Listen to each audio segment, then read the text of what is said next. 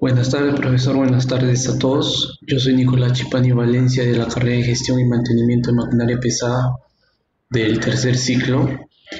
Y para el curso de Mecánica de Materiales vamos a realizar un análisis por pandeo de mecanismo biela-manivela.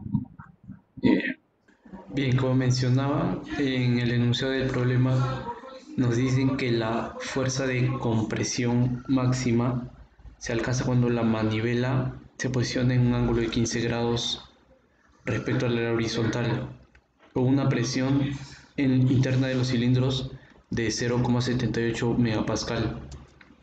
Como podemos observar en el Jamboard, eh, aquí en la parte inferior derecha tenemos la representación de la biela y de la manivela. Nos dicen que el ángulo es de 15 grados y podemos ver la presión que hay en los cilindros, la presión máxima. Y nos pide el problema que se proyectó fabricar la biela de un material IC1040 con tratamiento térmico de recocido, con factor de diseño de seguridad igual a 4. Nos dan los datos de la longitud, el diámetro del cilindro y el radio de la manivela.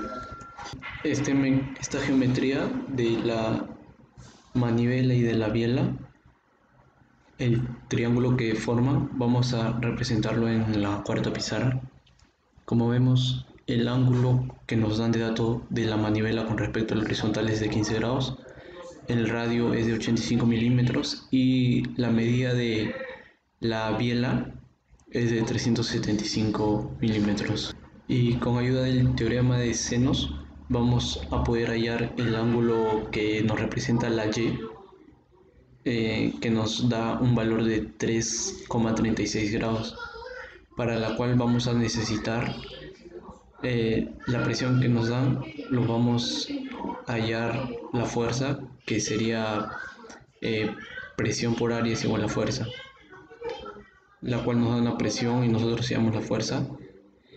Y esta fuerza, como podemos observar aquí, la presión es de 0,78 megapascal.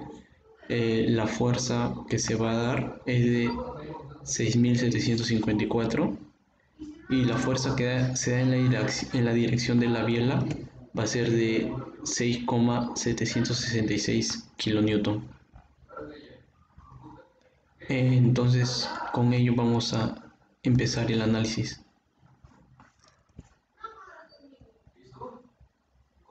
En la primera pregunta nos dice indicar la magnitud de la fuerza en la biela, la cual ya la obtuvimos. Para la pregunta 2 nos piden la magnitud de la constante de columna.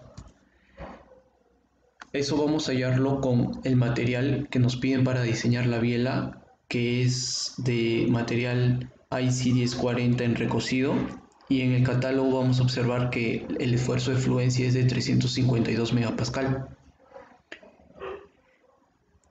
Y con esta fórmula vamos a hallar la constante de columna, que nos da de 107,740.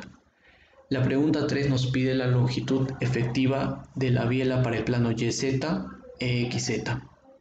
Eso lo hallamos con el factor de soporte, pero antes vemos que estas vistas en el plano YZ va a ser pivotado, y en el plano XZ va a ser fijo. Por lo tanto, la constante K va a ser en pivotado 1 y en fijo va a ser de 0,65.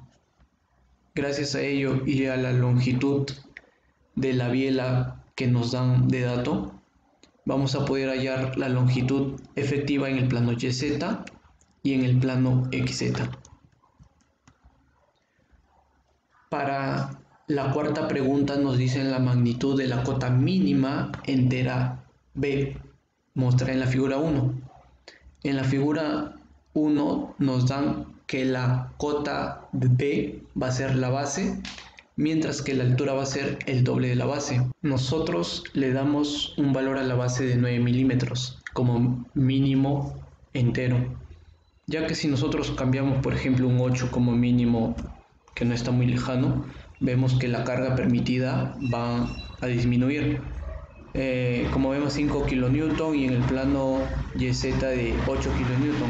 Pero si observamos que en el análisis de la biela la carga que nos dan es de 6,76, vamos a ver que sobrepasa a la carga permitida en el plano XZ, que es de 5 kN. Entonces aquí habría falla de pandeo, por lo cual nosotros no buscamos eso. Por eso nosotros elegimos 9 milímetros como mínimo entero, que puede llegar hasta 8 kN, mientras que nos dan una carga de 6,7. Y este dato está por encima, entonces puede abastecer la carga que tenemos en el análisis de la biela.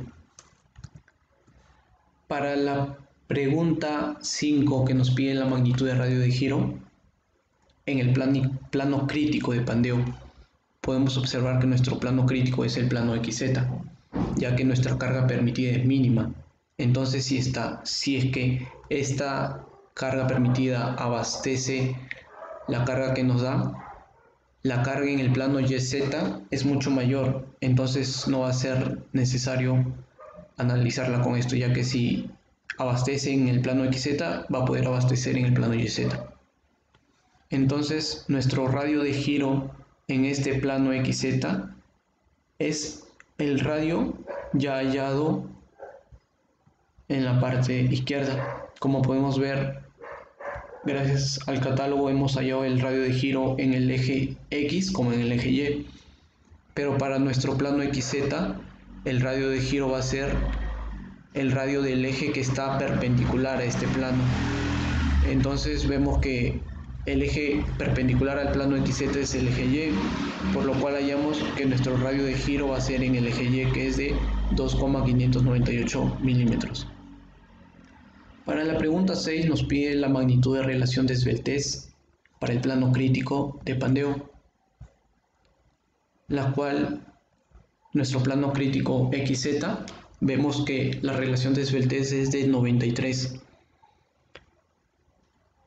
la cual es mayor que en el plano YZ, por lo cual en este encontramos nuestro plano crítico, gracias a la fórmula de longitud efectiva sobre el radio de giro. Para la siguiente pregunta nos pide la magnitud de la carga crítica en kilonewton para el plano crítico. De la misma manera, la carga crítica la hallamos gracias a la ecuación de Johnson, ya que comparando la relación de esbeltez con la constante de columna, nos da que la constante de columna es mayor, para la cual esto utilizamos para columnas de medidas cortas. Entonces, con la ecuación de Johnson hallamos que nuestra carga crítica va a ser de 35 kilonewton.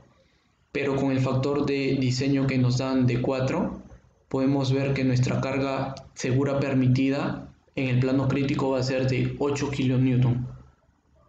Entonces, con esto damos a conocer que no va a poder sufrir de falla de pandeo.